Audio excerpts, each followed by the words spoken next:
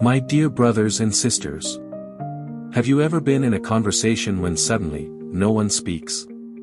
Just a few seconds of silence. Yet those few seconds feel like forever. Someone quickly changes the topic. Someone laughs nervously. Someone looks at the phone. Someone says, "So, anyway." Why? Because we are uncomfortable with silence. A writer once said something very profound. Silence is not the problem. It is what we bring to it. It is not silence we fear, but what silence reveals about us. Think about that. Silence reveals what is hidden inside our hearts. In today's gospel, Jesus creates another kind of silence, not by saying nothing, but by doing something extraordinary. Two men who had lived among the tombs. Two men whom everyone feared. Two men whom society had abandoned. Jesus gives them back their lives. And then there is silence. The whole town must decide what to do with Jesus. That silence reveals the heart of every person. And perhaps it reveals ours as well. Imagine the scene. Jesus has crossed the Sea of Galilee. He deliberately enters Gentile territory. This is not a pleasant place. There are tombs. There are pigs. There are demons. Everything about this place speaks of death, fear, uncleanness, and hopelessness. Nobody wants to go there. But Jesus does. Because that is where suffering people are waiting.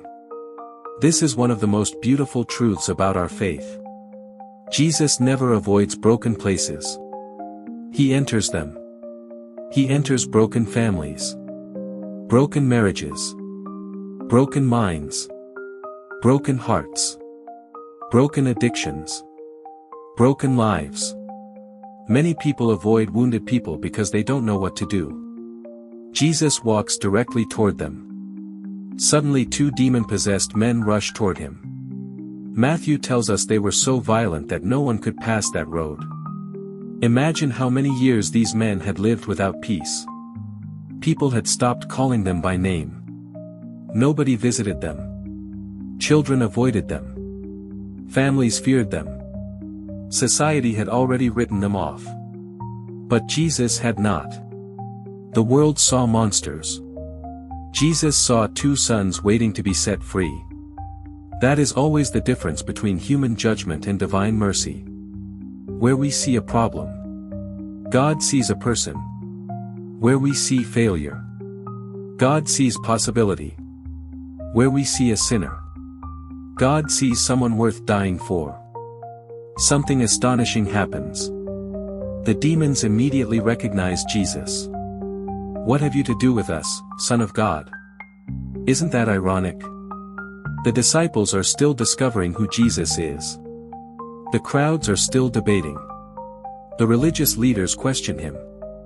But the demons know exactly who he is. Darkness recognizes light immediately. Evil recognizes holiness instantly. Because evil knows it has already lost. Notice something else. Jesus does not argue with the demons. There is no dramatic battle. No shouting. No struggle. He simply says, "Go." One word. That is enough. Because evil has power. But Christ has authority. There is a difference. Power can frighten people. Authority changes reality. The devil may be loud. Jesus simply speaks. The devil may threaten. Jesus commands. The devil may wound. Jesus heals. There is no addiction too strong. No hatred too deep. No depression too dark. No guilt too heavy. No chain too strong. One word from Christ is stronger than every chain that binds the human heart. Perhaps someone listening today feels trapped. Maybe not by demons. But by anger. By jealousy. By pornography. By alcohol. By resentment. By anxiety. By pride. By hopelessness. Remember today's gospel. Nothing is stronger than Jesus. But then something unexpected happens. The demons enter a herd of pigs. The pigs rush into the sea. The entire herd dies. The herdsmen panic. They run into town. Everyone comes out. Now listen carefully. This is the saddest part of the story. The townspeople see two men who have been completely restored. Men who had terrorized the roads are now peaceful.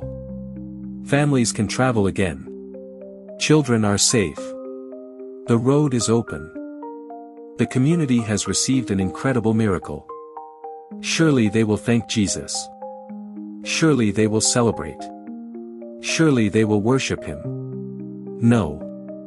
Matthew tells us. They begged him to leave. What an unbelievable sentence. Not. Stay with us. Not.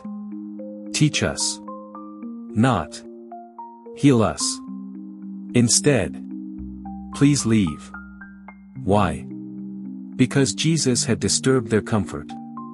They could calculate the value of the pigs. They could not calculate the value of two restored human lives. How often we do the same. We mourn financial loss more than spiritual loss. We protect possessions more carefully than relationships. We defend our comfort more fiercely than our conversion. The town preferred profitable pigs to transformed people. That sounds shocking. Until we realize how often we do it ourselves. There is a story about a wealthy businessman who kept a beautiful antique Bible displayed in his living room. One day a visitor asked, "Do you read it every day?" The man smiled awkwardly. "Oh no. Why not?" He replied. "Because every time I read it, it tells me to change something." The visitor quietly answered. "Then perhaps the Bible is doing exactly what it is supposed to do." Brothers and sisters. Sometimes we say, "Jesus, come into my life." But when he begins rearranging our priorities, we become uncomfortable. When he asks us to forgive, we hesitate. When he asks us to give generously, we resist. When he asks us to let go of our pride, we defend ourselves. When he asks us to end a sinful relationship, we negotiate. When he asks us to spend more time in prayer, we suddenly become busy.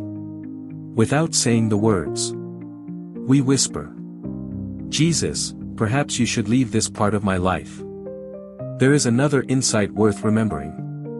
Communication experts often say the easiest way to make another person comfortable is to smile, listen, ask questions, and show genuine interest. That usually works. People naturally enjoy those who make them comfortable. But Jesus did not come primarily to make us comfortable. He came to make us free. Freedom is wonderful. But freedom often begins with discomfort. Every surgeon causes pain before healing. Every teacher corrects before success. Every parent disciplines before maturity. Every saint surrendered comfort before holiness. Jesus disturbs the false peace of sin so that he can give us the true peace of God. The townspeople wanted comfort without conversion. Jesus offered conversion that leads to lasting peace. They chose comfort. One writer beautifully says, "It is not silence we fear. It is the part of ourselves that silence exposes." That sentence explains today's gospel perfectly. The people were not really afraid of Jesus. They were afraid of what Jesus revealed. He revealed their greed, their attachments, their priorities, their unwillingness to surrender control. Whenever Jesus enters our lives, he lovingly exposes whatever keeps us from becoming saints. Not to shame us, but to heal us. Look again at the two men.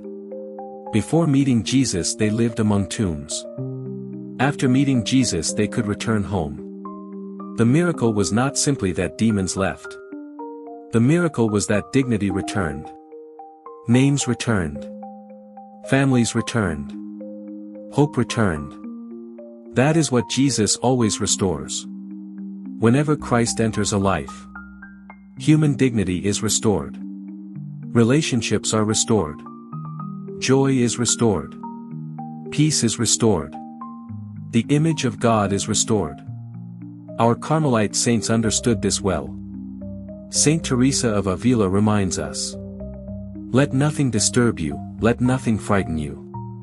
God alone suffices." When Christ truly becomes Lord, fear loses its power. Saint John of the Cross teaches that every attachment, however small, can keep the soul from full union with God. The townspeople clung to what they could count instead of to the one who truly mattered. And Saint Teresa of Lisieux shows another way. She entrusted everything to Jesus with childlike confidence.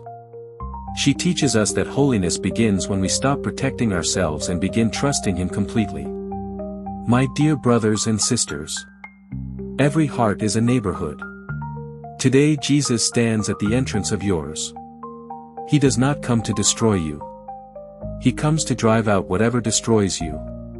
He comes to cast out fear, to cast out bitterness, to cast out addiction, to cast out despair, to cast out anything that prevents you from becoming the person God created you to be. The only question is, will we welcome Him? Or will we politely ask Him to leave? Today, let our prayer be different from that of the townspeople. Not, "Jesus, leave our neighborhood." But, "Jesus, stay.